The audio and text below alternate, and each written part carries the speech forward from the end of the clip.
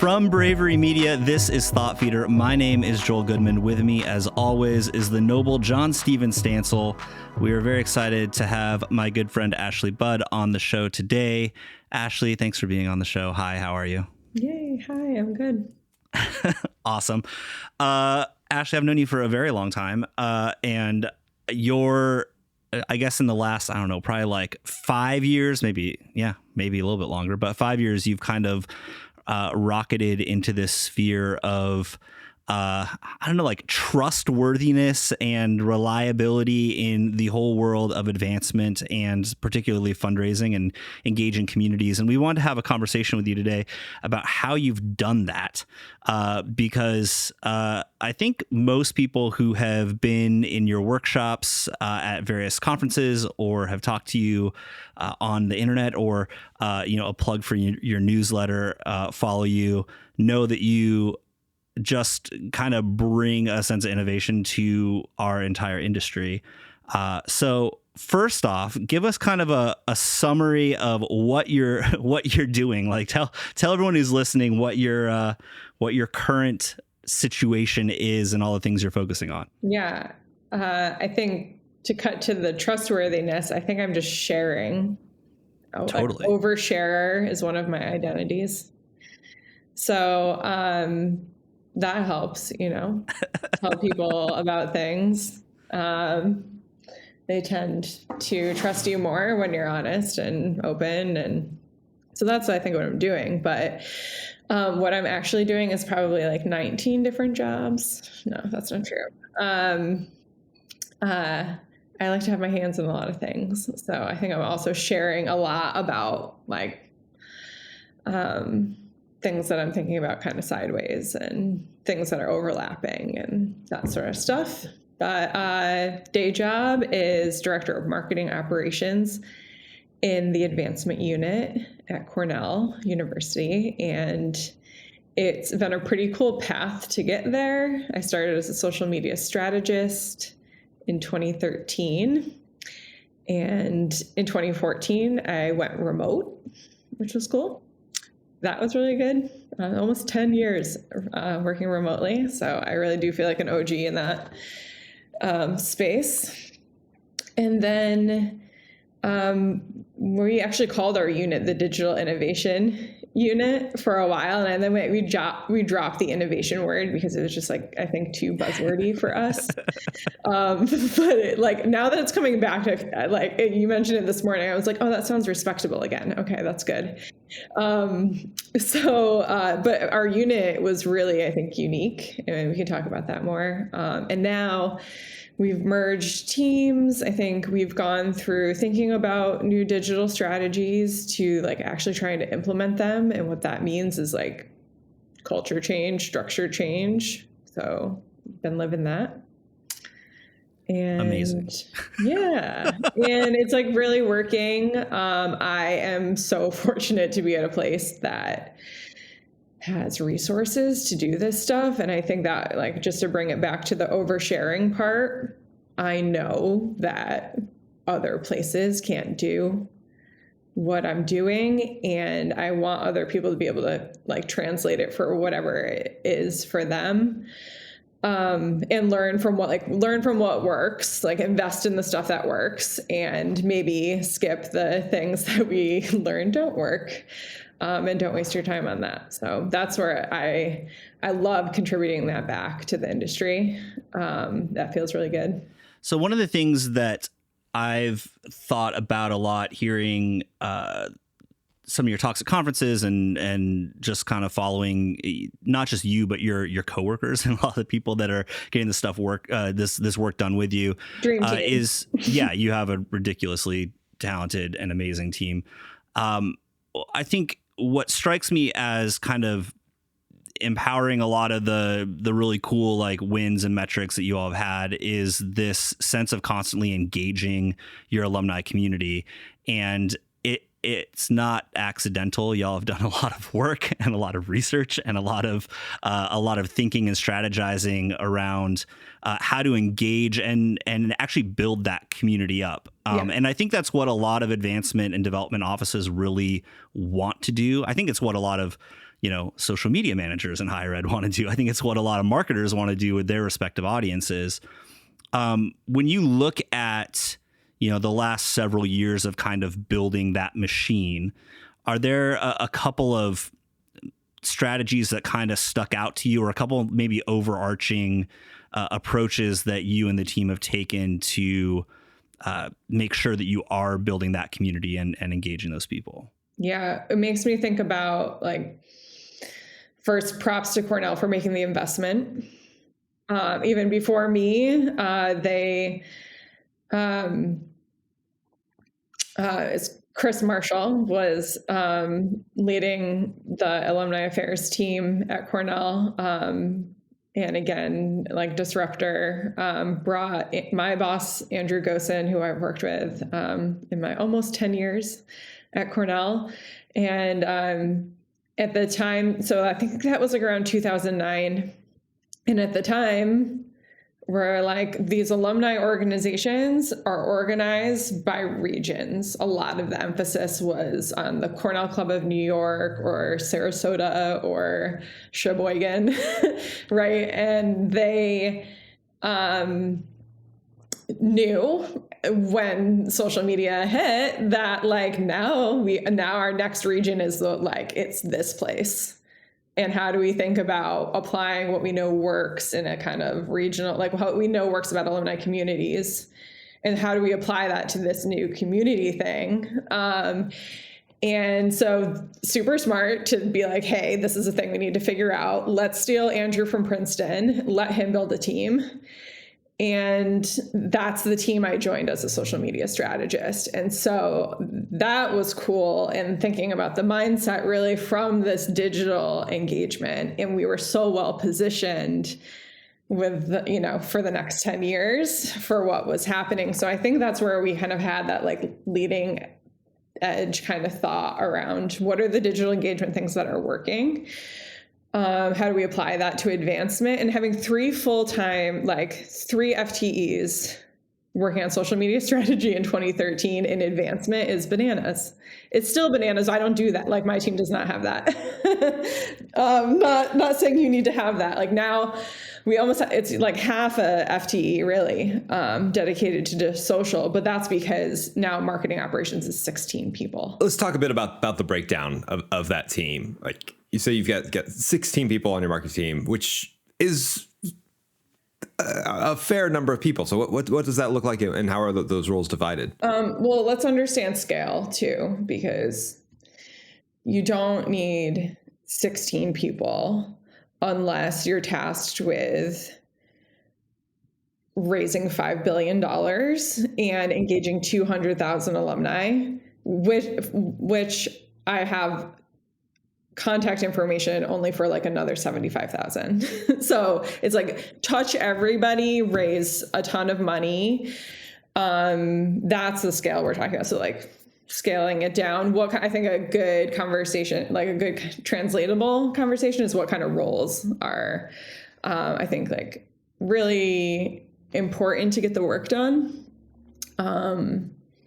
And so on the team, we have new to the team, like growth areas have been in email and marketing analytics.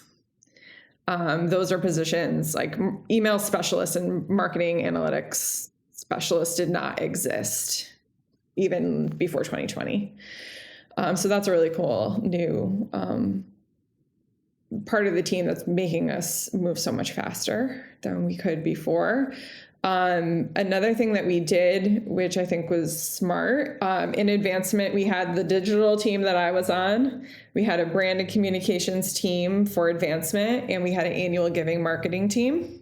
We merged those together. That's how I end up with 16 people, because there were people doing pockets of writing and strategy and publishing in all of those areas. And so we streamlined. Now the writers are writing everything, but they're together and they're writing in one voice to one audience. Like, great, duh, this is like much more efficient, much more effective.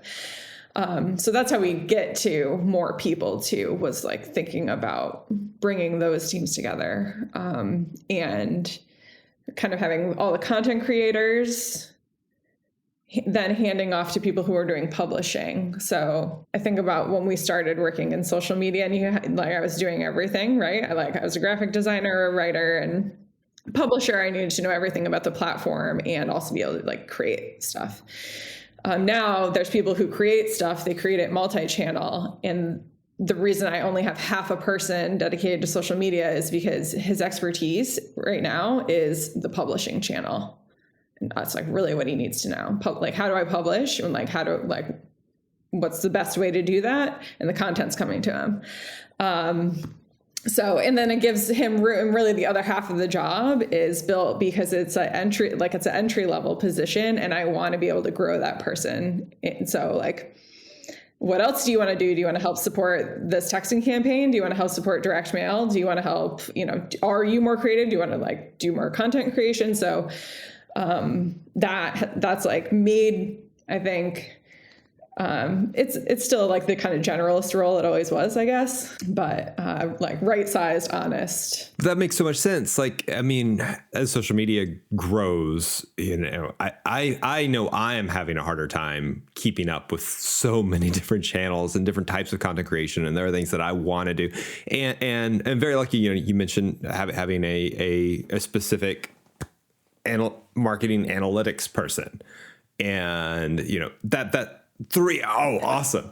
And that's so new to me too. And my current role, like, okay, I have the analytics off of my plate and can focus on the creation, but also like what I find so helpful is we have dedicated analytics people who understand it so much better than I ever could as a generalist, but coming together and then like collaborating. Okay. Yeah. Here are your social analytics. Let's hash out what they could mean. So do you find some collaboration between some of these roles like that where? Yeah. And I want to share more about these roles too, because if you're thinking about, if you're a listener, hi listener, if you're thinking about who are these people that are on my team,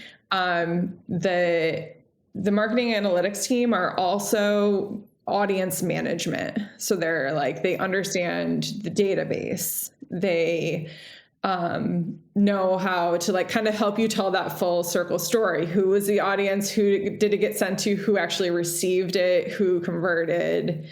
Who do we do? Like, it's that group. So it might be the person that's like pulling lists for you, it's that role. But like then elevating it to really giving them the kind of performance analytics work that ends up living sometimes like with a strategist or like, with the person who's doing everything else. And you don't get it, you never get enough time to like do the reporting that you want to do, or like get into the weeds on like, how did that thing do? Or I want to test something, that's what we're leaning on that team for. And a lot of it was like, we wanted to do a lot of volume. And so we were going to need like a lot of, two of the roles are really like dedicated to supporting, like getting those audience lists for all the stuff that we're doing.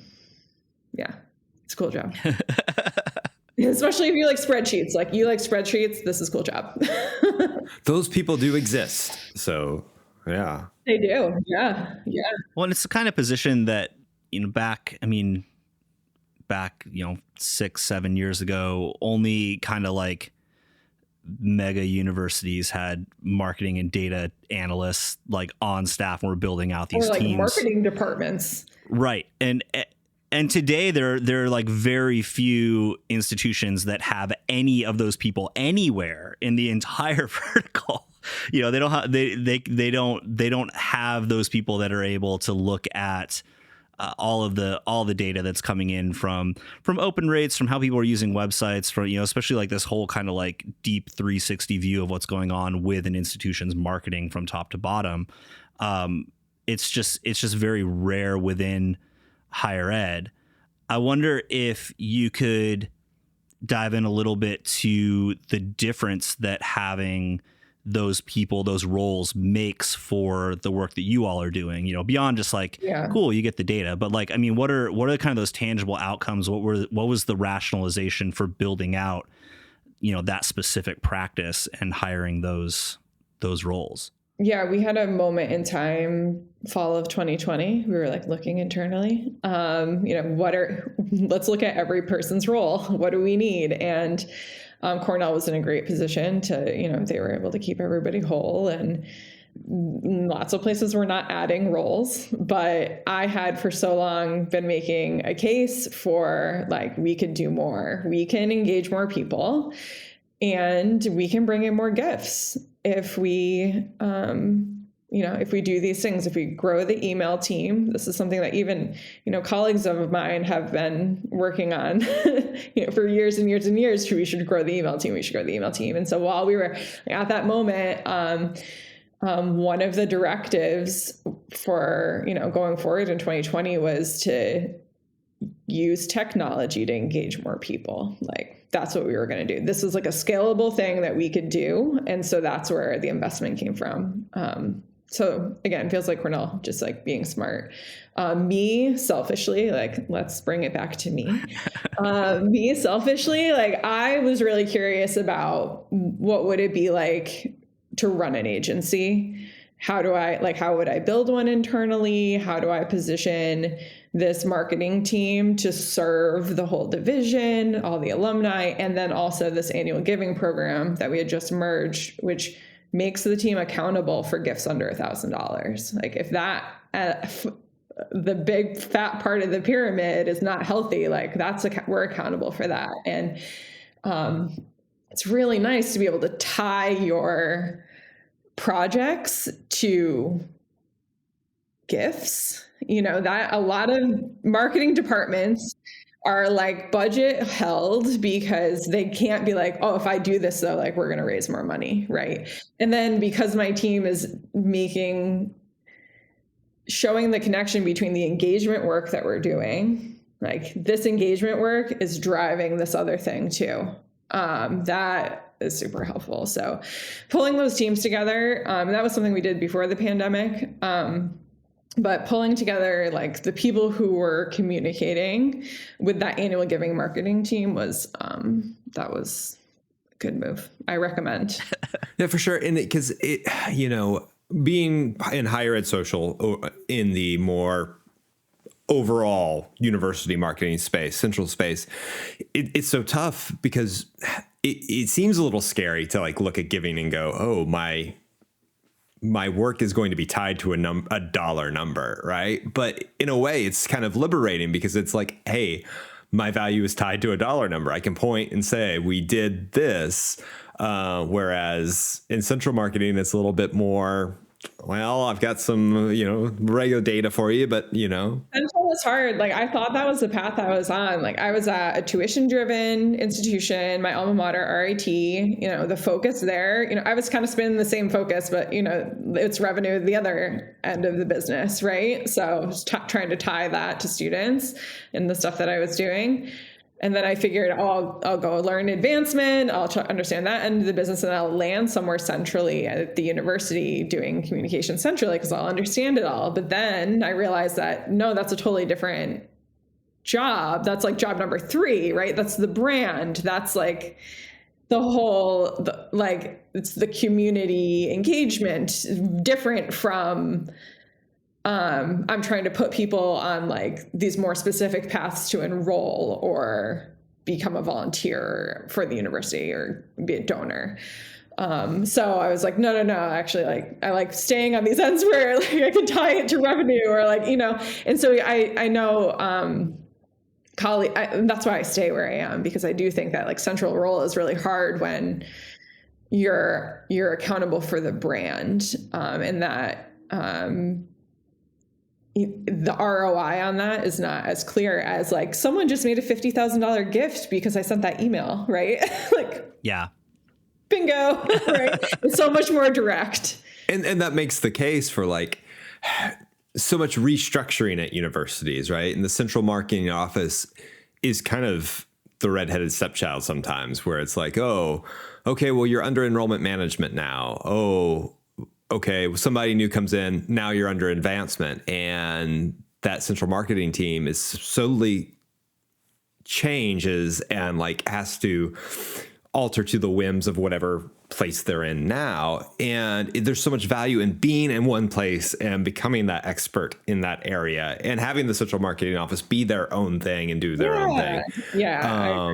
And rather than just, okay, well, whatever VP is, arguing the most for having this under them. So I think it's valuable to have it very specialized and have the central marketing office and then marketing for advancement and admissions and all of that together. So have you had to do much like bridge building though between central and what you all do in advancement and development? Like, I know a lot of institutions, like, so I started out in advancement, marketing within advancement, and got a kind of crash course in small regional college development work and everything else as we were doing other stuff. But I think as I moved around, as I worked at two different institutions, and then being on the agency side and looking at a lot of different institutions and how they're set up, you never really know what that focus is going to be. But one thing that seems really common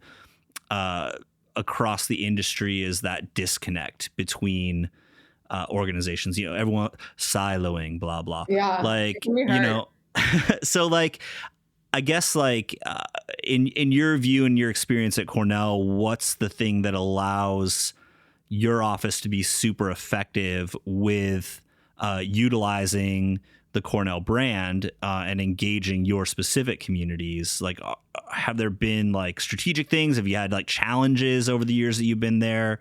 What are some of the key things you've noticed? We're always better. Like, we always have a better relationship when we're working on something together.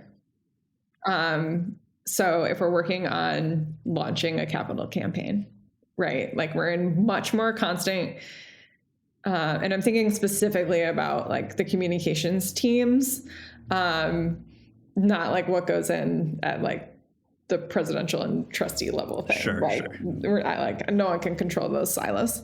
But like marketing team to marketing team, right? Like central to advancement.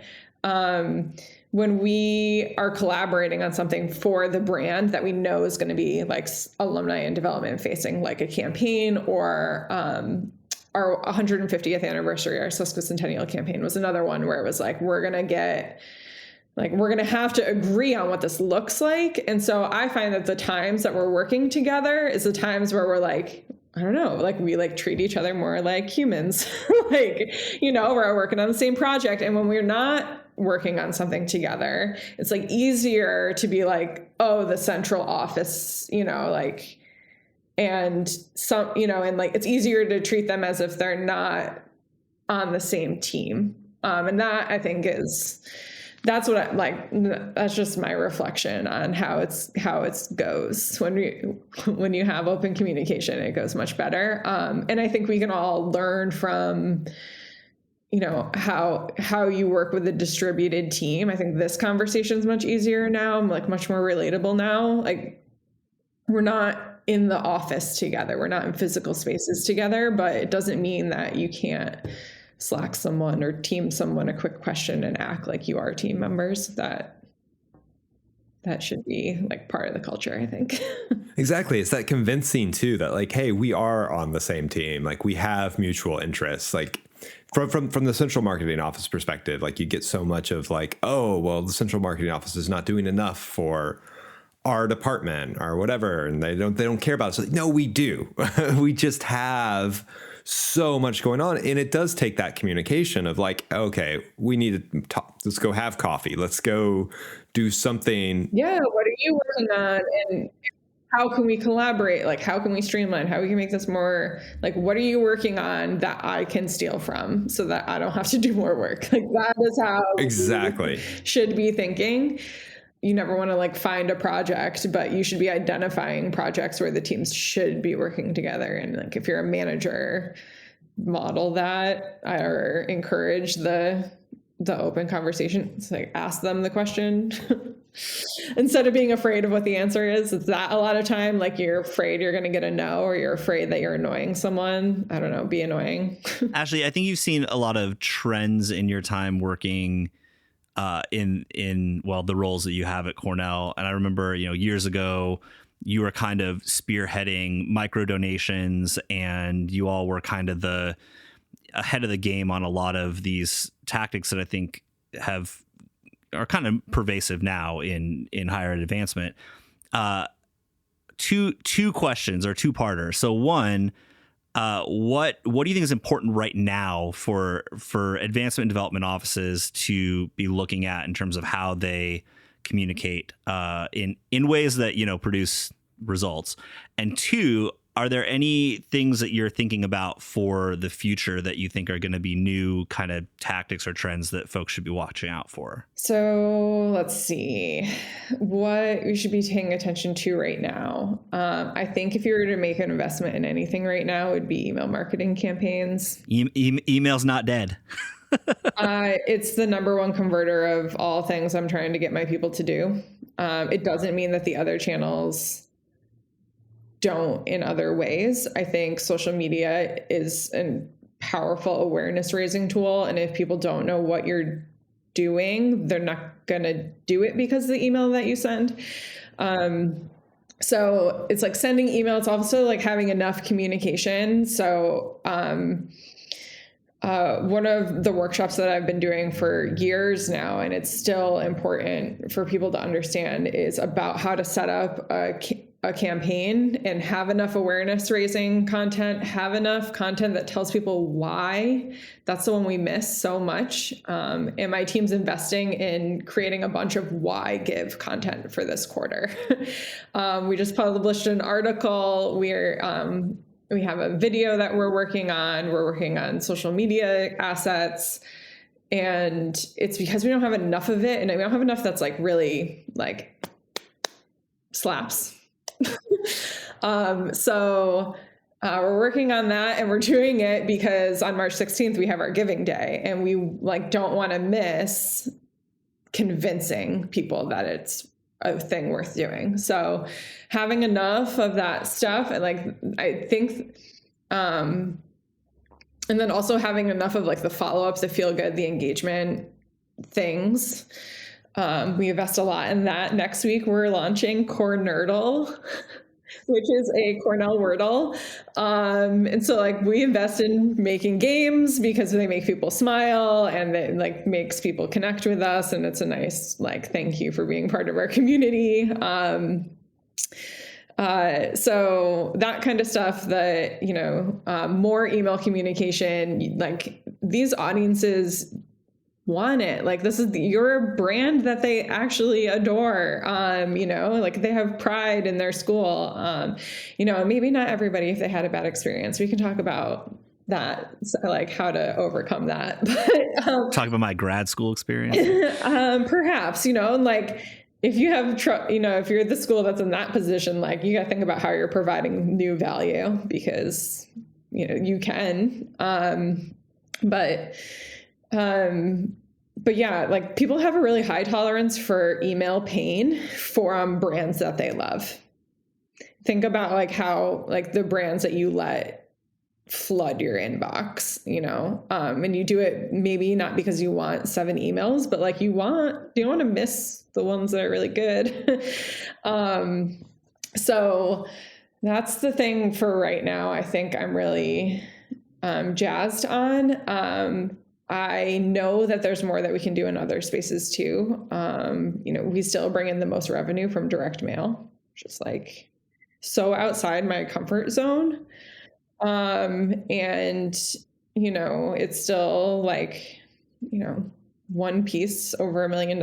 Like you can't, like the return on investment is just crazy. So I'm just really curious what's going to happen with the channels, like how people are going to want to receive information. I'm like a little bit of a communication history nerd, and I love just how like we evolved from like calling on people's houses and saying hello to like what the telephone did, and then like what the internet did and what social media did. And so there's like weird shifts between like private networks, and I think it's important to pay attention to where people want to be communicated with, and that has been changing really fast. I don't know. I like, see now I'm starting to get into like my interviewer seat, and like I want to hear more. We talk about future stuff. I want to hear more what you guys are thinking about that. it's diversifying very rapidly. People are That's a good way of putting it. The platforms are changing and people's attitudes are changing. And also I think there's a big element of Gen Z who got it hammered into them, like, don't post on social, you won't get a job or get into college. And which is terrible because it's not really true. Like, yeah, don't, post dumb things online, but like, it can actually help you get a job. I'm a perfect example of that. But I think there's also, it's driven them into being, one, more intentional about what they do post, but also into spaces that are more private. So more peer to peer. And that is difficult for marketers for many reasons, but from a social listening perspective, from an engagement perspective, it makes things a lot harder, but also finding avenues where we can be in those communities. Discord is a big one. Like, okay, well, we can, it's not somewhere your traditional social media, but we can have a presence there and it be a little bit more personable. So the challenge, I think, is staffing all of that, because a university can't have somebody dedicated for every single channel. An entertainment property that I work on might, so I think just as students are being more intentional about where they post, I think universities are going to have to be more intentional about where they are. You just can't be everywhere anymore. Yeah, totally agree. Yeah, I've been thinking more along the lines of kind of UX and engagements that we can do with websites, because that's where I live most of the time. But also content, all the AI stuff has been coming up. I mean, at what point are you going to be able to allow your AI bot to actually interact with people when the singularity actually does hit, because it probably will at some point. But I mean, even inside Bravery, like we've been, everyone has to have some sort of AI strategy, even if we're not going to use it, because it's not leaving as much as some people might want it to. But I also think there's, one of the things to keep in mind is that it doesn't mean that you can just get rid of jobs or people that are actually doing. It's going to make it so much easier. Like, I'm team bring on the robots, and I have been like, automate my stuff, do this, like these repeated tasks, like let's get rid of it. And if a AI wants to give me recommendations, love it. Like, give them to me. Give me all the ideas. I want all the ideas. And and then you're going to pick the best one and tweak it so it sounds like a real person did it, and that's the thing. At some point, like, I think it's important that we don't just assume that there's like bots or AI is just going to do everything for us without any intervention, because at some point then, like, cool, all the content's generic. It's like the same algorithms are generating it.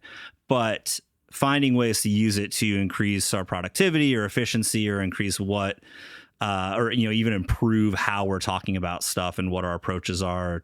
A lot of the uses for like getting past like a brain block like is super helpful. So we've been thinking in terms of how that's going to affect other places. But for me, it's just been looking at my own usage of various communication platforms. And, to JS's point, like, I'm in a few more Discords than I ever thought I would be, but it's generally like I'm talking about baking bread with a bunch of bread nerds and stuff like that. And we talked on, I think it was our last recording, like, TikTok as a channel. Like, I'm less like thinking about TikTok as an actual channel, but I'm thinking in terms of like how people use and interact with that interface, and like, are there ways to start using some of those patterns in other ways of communicating, in website design, in ways that we kind of bring people into our content and find ways to make that stuff stickier as we're communicating. So it's an interesting, we're in a really weird time, because I think to JS's point, the diversification, or I would say like fragmentation of like all like our attention everywhere and all the different platforms that people are on and we have to be on, is just really maybe not unprecedented, but it's definitely at a scale that's larger than I think we've experienced. There's a couple other future things that are on my mind.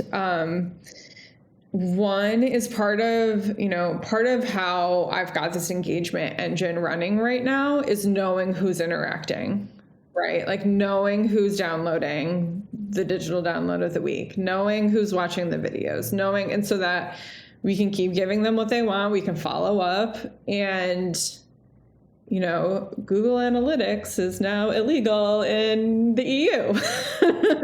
Like now I was in the UK twice this fall, and I can't answer, like I can't be the person talking about privacy on the panel. I'm like, we don't do that in America. So I'm thinking about like how I'm collecting all of this information about people and wanting to like future proof myself, because we are living in the world of like, we get all the info right now. And at some point, I don't know, maybe not, maybe we're too capitalist. But at some point, like America's gonna be like, please stop with the data mining. California, you see it state by state too, though. I mean, California's enacted a bunch of laws like that. It keeps spreading across the country. Yeah, but like I was watching that all go down like in September when I was in the UK, and it was just like that was I'm in a bubble moment. I'm not thinking about this. And the other one was the social consciousness and like green web sustainability consciousness of Europe and the UK that we don't have either. And I wonder, once that does, like that's one that I do think will get to this generation, and how much are they obsessed with digital the way millennials are. That I think that actually gave me a little bit of hope. We're going to find some balance here that will kind of sort itself out, and maybe we can create I'm going to have to then create communities where people are authenticating in, right, and having enough value in there that it's worth doing that, because otherwise I'm not going to know if you're there or not. Totally.